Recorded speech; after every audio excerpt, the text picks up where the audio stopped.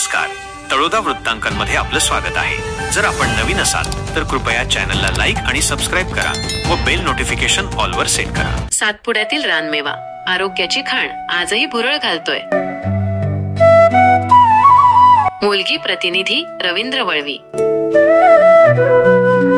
वाढत्या शहरीकरणामुळे आणि आरोग्यासाठी घातक रासायनिक फळांच्या दुनियेत सातपुड्यातील औषधी गुणधर्म असलेला रानमेवा आजही अनेकांना आकर्षित करत आहे। नैसर्गिक साधन संपत्तीने समृद्ध सातपुडा प्रदेश तर त्या ऋतुमानानुसार बहरणाऱ्या फळांनी आणि कंदमुळांनी जणू काही आयुर्वेदाची खाणच ठरत आहे।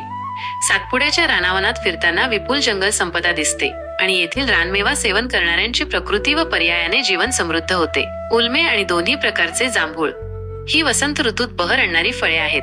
स्थानिक जंगल परिसरात सहज उपलब्ध होणाऱ्या या रानमेव्याचा आस्वाद त्या मोसमात घेतला जातो। नैसर्गिक अधिवासात आपोआप वाढणाऱ्या आणि कोणत्याही विषारी व हानिकारक मानवी रसायनांपासून मुक्त असलेल्या या रानमेव्याचा आस्वाद प्रत्येकाने घ्यायला हवा।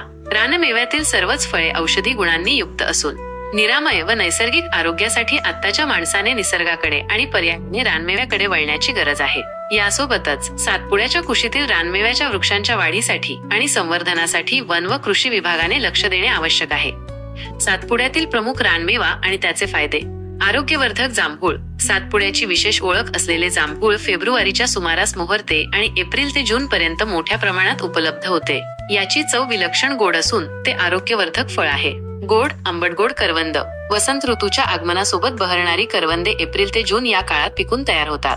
त्यांची चव गोड आंबटगोड आणि किंचित तुरट असते। पिकलेली करवंदे वाळवून वर्षभरही टिकवता येतात। मध्यम व गोलाकार ओलमे। सातपुड्यात मोठ्या प्रमाणात आढळणारी ओलमे फळे मध्यम व गोलाकार असतात। पिकल्यावर त्यांची चव आंबटगोड असते। हे रानमेव्यातील एक लोकप्रिय फळ आहे। मधासारखी गोड चारोळी। सातपुड्यात सर्वत्र आढळणाऱ्या चारोळीची फळे फेब्रुवारी ते मार्च दरम्यान तयार होतात आणि पिकल्यावर मधासारखी गोड लागतात। याच्या बियांना बाजारात मोठी मागणी असते। स्वादिष्ट टेंबरे। तेंदूच्या झाडांनाच या भागात टेंबर म्हणतात। या झाडाचे फळ अतिशय स्वादिष्ट असून ते आरोग्यासाठी पोषक आहे।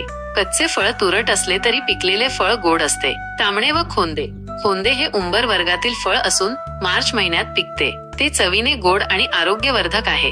तांबणे फळ मे अखेर व जून मध्ये पिकते आणि लाल रंगाचे असते। ही दोन्ही फळे औषधी गुणधर्मांनी समृद्ध असून आदिवासी बांधव त्यांचे आवडीने सेवन करतात। सातपुड्यातील हा रानमेवा केवळ चवीलाच नाही तर औषधी गुणांनीही परिपूर्ण आहे। यामुळे नैसर्गिक आरोग्याकडे वळण्यासाठी रानमेव्याचे सेवन एक उत्तम पर्याय ठरू शकते।